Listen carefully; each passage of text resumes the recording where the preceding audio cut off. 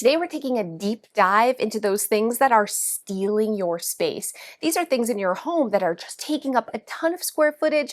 They're making your home feel small and cluttered. By the end of this video, if you let go of these things, you're gonna feel like you've reclaimed your entire home. Let's start with something humongous. This is something that was all the rage in the 90s and the early 2000s, and that is giant entertainment centers. So big. They have the towers on either side. Sometimes it has the bridge across the top. My parents had this when I was younger, and it took up an entire wall. Just what's in it, no one knows. Record players, VCRs, DVD players, stereo systems, all that kind of stuff is stuff we don't have really anymore. We do not need that much storage for a TV. You can hang the TV directly on the wall, or a small TV stand is all you need. It's time to take back space in your living room and say goodbye to the 90s unit. Speaking of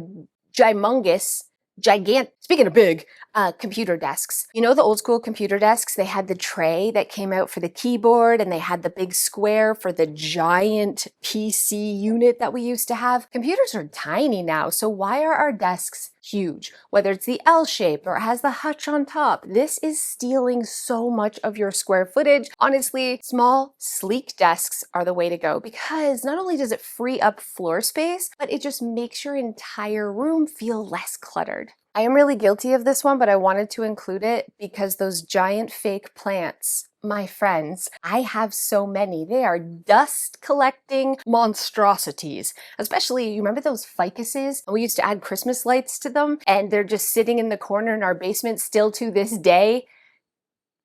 No.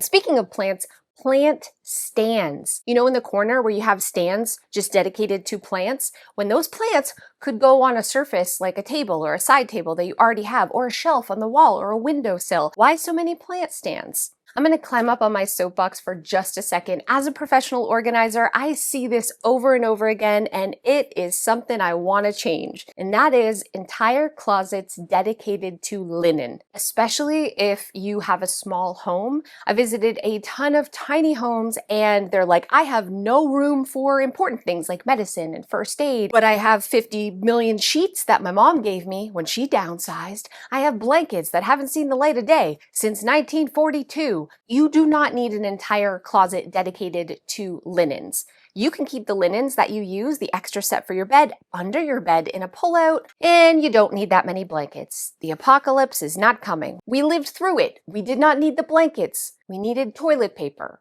for some reason. Now get rid of your blankets, have a spot to store the extra toilet paper. You're welcome. You know how I just mentioned to put the extra sheet sets and the blanket set maybe under your bed for each bed? I gotta talk about beds, because under the bed is the most underutilized storage in your entire home, and you have filled it with absolute garbage. Pop quiz, what's under your beds? You don't know. I know you don't, because I don't really know either. This is where we shove stuff, and it's taking up so much valuable space. Even though this isn't space we like walk on and use, this is space we could use for real storage. Off-season clothing, memories, photo albums, the sheets and blankets to free up the closet. Under your bed, it's filled with junk. Clear that out and use it for something good. Don't be mad. I'm gonna say what I'm gonna say. Formal dining sets. And I'm not talking about the dining room table. I'm talking about that hutch buffet monstrosity that came with it. You know what I mean? And it's giant, and it's filled with china and glasses you've never used. You also probably shove some papers in there and photos in the bottom part. Nobody really knows why. And we bought them because they're a set, and it feels like no one's gonna buy it off of us, and you don't want to break up the set, but you deserve the space. You deserve a dining area or a kitchen that feels light and airy and big, and you don't need to be storing china, crystal, all of it. The hutch part can go. This one might upset you. Just have an open mind. Guest rooms. Guest room furniture specifically. I have been in a ton of homes to help declutter, and we will walk into a bedroom that has a bed in it, a dresser, and it's just also filled with clutter. And then the homeowner will say, I wish I had space for crafting or a gym. I wish I had a library. I wish if only I had a room for my kids to like go and play video games so they're not in my living room. But you do have that space. It's just being wasted by a giant bed that no one's sleeping in. If you're having guests all the time, absolutely. If you have guests a few times a year, dedicating an entire room in your home to this is a waste of your space. You deserve a room for the things you would love to do every day. Don't waste it with a giant bed. Nowadays, they have air mattresses that are actually really good, and you can get a foam topper for it, or you can get those beds that fold down, the fancy things that are called a Murphy bed or a pull-out sofa. There is a ton of options. You don't like your mother-in-law that much anyways. Why are you dedicating a bed to her when she comes one day a year? Give her an air mattress and she'll stay less time. Everybody's winning. I added this one in because it is something I see all the time, but also excess throw pillows. They take up a lot of space. I have 8 on my bed, which I then take off my bed and throw on the floor, and I trip over them every single night. It's ridiculous. I have an entire closet dedicated to pillows. What? I'm gonna declutter those. This one's so good. Okay, giant speakers from the 80s and 90s. You know, the ones that were like waist high? It's like, DJ Cass in the house. It was like cool to have giant speakers, especially if you were a bro and like a guy. I don't know, it was like a flex. How many speakers can I cram in this room and how big do they need to be? They're not even hooked up anymore. Let's be honest, your speakers aren't even hooked up anymore. Did you store them in a spare room or in a basement, or are they just sitting there with plants on top? Buy to the speakers. They are worth nothing, I promise you. I know you paid $800 25 years ago or 30 years ago. They're worth not at one dime now. Right in the trash. DJ in the house, DJ out. This video is going somewhere, so I'm just going to say what I say and I'm not even going to regret it. And that is storage rooms. Just like everything you have in storage. Just the entire storage area. Why we in North America are dedicating entire rooms to storage, I will never understand. I did this when Joe and I first bought our first home, and then he lost his job and he started a business. We needed an office, and I just decluttered all of it, and now we have an office. And that's when my mind was like, all the stuff in storage, except with the exception of holiday decor or seasonal decor, is stuff you no longer want in your house, things your babies have outgrown, old decor, stuff you think is absolute, but you, instead of putting it in a donation box, put it in your basement or in a spare room. You don't want it. You don't want it. It's time to make that room have real purpose. You deserve an office or a craft room or a library or a beautiful space just for you. So heave ho, the storage gotta go.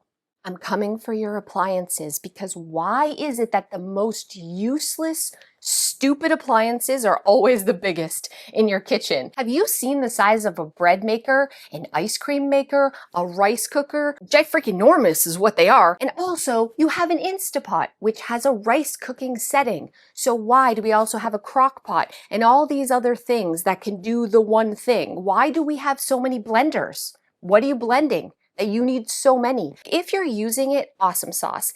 If you rarely use it, what the heck? There is something in your kitchen that will do the same thing that is not taking up that space. And if your counters are full of clutter and you're like, I have no place to put anything, start with the gadgets, man. They are stealing your kitchen from you and they gotta go. It's time for some real tough truth love here, okay? DVDs and CDs are a thing of the past. I know you tell me you're gonna watch them because they don't have those movies on the streaming service that you pay for, even though you pay for all the streaming services, and you have the DVDs and are in an emergency, you're gonna watch them. You're never gonna watch them. You're never gonna watch them. The DVDs and the CDs are just taking up space, and I know they were expensive, but the money has been spent, and I know they're nostalgic, but they're just collecting dust in a bin somewhere. It's bonkadogs. Get rid of them. You'll never think about them again. And if you still have cassettes and VHS, I'm not a judgy person, but I'm judging. Oh, Emily is giving me a hard time right now because she apparently plays her DVDs sometimes. Maybe there's a couple special ones, but you don't need to keep all of them. And if you're like, I really want to watch a certain movie, but I don't want to pay for it, steal it off the internet like a normal person. Just download it illegally. It's fine. You're saving square footage. I want this video to be helpful, but I have a feeling you're not gonna like me. But I'm saying what I'm saying, okay? The PC cast, she's sitting over there right now. You have too many accessories for your pets. The collars, why does your dog have tiaras? Your dog doesn't need clothes, outfits for every occasion. That's weird, man. Don't push it in a stroller. Dogs walk. Also, your cat towers. I'm so sorry. They're so big. How often are your cat climbing the cat tower? You can get like a small scratch pad. I'm guilty. I bought one for our cat, Mr. Bojangles. He never was really on it. You can get the ones that are on the wall that don't take up square footage. If your cat loves the cat tower and sleeps in it and uses it every day, cool, but you only need one. This one I've talked about a lot. I'm actually really passionate about this, and this is Band-Aid organizing solutions. So you feel like your home is cluttered, and what do? You go to Walmart and you get those 3-tiered drawer carts, or maybe you get a small little bookcase or a little nightstand. Like you're continuously adding tiny pieces of storage or even stacking bins in the corner, and before you know it, you hardly have floor space, but you also don't have room for anything. All of these Band-Aid solutions are clutter catchers. 90% of the stuff in them you're not really even using, and you have no place to walk. Opting for large floor-to-ceiling shelves, like actually solving the storage issues in the room and the clutter issue with real storage pieces, is a better use of space than all these little Band-Aids. Old magazines, books you're never going to read again, and textbooks. I'm coming for your textbooks because I have decluttered so many people's homes and they went to university like 20, 30 years ago and they still have all the textbooks that they've never referenced even once. And if you still have encyclopedias, this one's gonna seem really weird, but dressers are often a huge waste of space. I'm a ladybug, my kids are butterflies, and dressers just don't work for us. Sure, we cram some clothing in that we never wear, but most of the time the stuff would just end up on top, or if you have kids, they're just making a mess anyways, they're not keeping things neatly folded. Getting rid of the dresser and opting for a cube shelf, especially one that can go all the way to the ceiling, is a way better use of space. You've just tripled your storage for the same amount of square footage, and you have a more practical and useful storage for your clothes. So if dressers don't work for you, don't feel bad getting rid of them. Empty boxes, literal trash. I have just been in so many homes to declutter, and a huge amount of space is being taken up by the box for the vacuum cleaner or the television box, which is like 6 feet big. Any kind of appliance, basically anything that's ever expensive, for some reason we want to hold on to the boxes. And my sister, I'm going to throw her under the bus right now, has an unfinished basement and the entire thing is full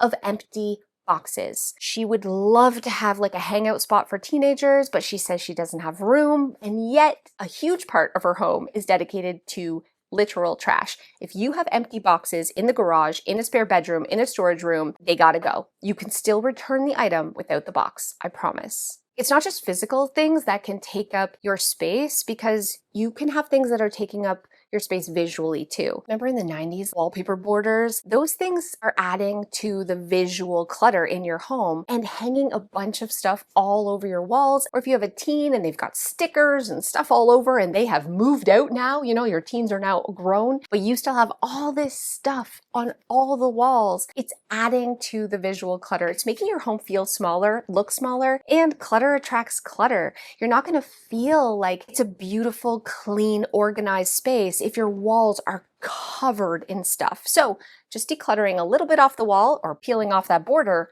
will make your whole home feel bigger. And last but definitely not least, this is my biggest struggle, and that is unused organizing products. I don't even want to show you because it's embarrassing, but I might let Emily show you. I have like a whole cold storage room that's just like ladybug chucked, like Monica's closet filled with bins. Plus I have this closet because we buy them because our brain says, you've got too much clutter. You know what's going to solve it? More stuff. We think if we only got organized and we buy the bins and the baskets and the gorgeous little things to put things on and the drawer dividers, and then we don't really know what to do with them and we stack them somewhere. And it contributes to the clutter, which is so ironic because it's stuff that was meant to get us out of the clutter problem, but it's just adding to our clutter problem. So I'm here to tell you, if you're holding on to these things for like one day when I declutter and one day when I organize, then I'll use them, I'm telling you that just removing those will get you more organized and more clutter-free. It's ironic, but it's true. Just say goodbye. So those are my top 20 space stealers in your home. I hope you still like me after this, but I gotta be honest, and this is what I'm seeing over and over again. Let me know in the comments below if you want to fight me for some of those. I totally get it, but let me know if there's at least one thing that you can commit to letting go of from this list. I promise your house is gonna feel bigger and cleaner, and you're gonna reclaim some of your space, even if you only let go of one of these things. Thank you guys so much. Let me know in the comments again what you're gonna let go of, or fight me for your cat towers. We'll see you guys next time. Thank you guys so much for those of you who have stayed to the end. I thought I'd dust off an old story. I don't have a lot of like crazy stories anymore because I'm medicated. And as a person who's medicated for my ADHD, I no longer get into ridiculous situations as often. But here's an oldie but a goodie. I went to VidCon years ago and I was just overstimulated by all the people. So I went out into like the parking lot area to get some fresh air, and a really nice guy came up to me. He was like full steampunk with the top hat and the goggles. And we just got to chatting. He said he wanted to be a YouTuber one day. He was asking questions. He was obviously homeless. He had a shopping cart like filled with all his possessions. And he asked if I had any money for food. I actually didn't have any cash on me at all, but I had been invited to this event for this thing called Rumble. I didn't read the whole email. It was a lot of paragraphs, okay? I skimmed the email. It seemed like it was like a luncheon, 1 to 3, and I thought it was like an open house, and if you wanted to just go, you could have a bite to eat and hear about this new thing called Rumble. So I said to my new friend, I'm going to this thing. They have lots of food. You want to come as my guest? And it's just like, you could just help yourself to the food there and have lunch there. And he was so excited.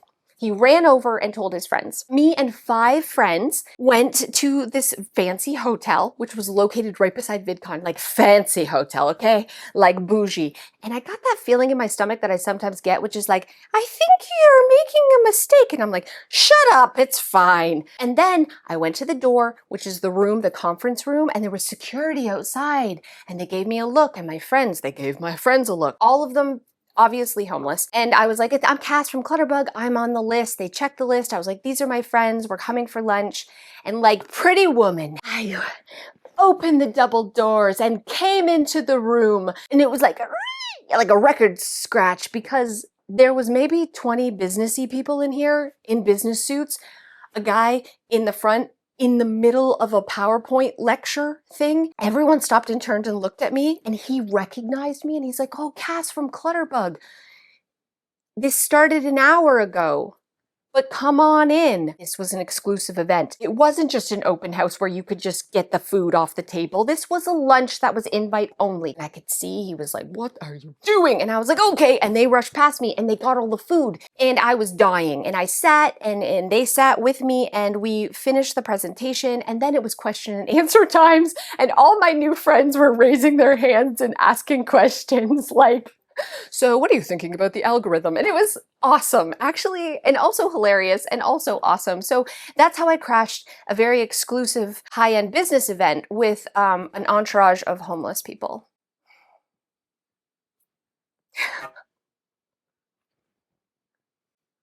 Thank you guys so much for watching, and I will see you next time. Okay, with the wave, I'll try to get you to end it. I thought you were waving at me. You're like, wrap this up. Why are you just staring off into space? DJ Cass out. That's good. That's a good ending.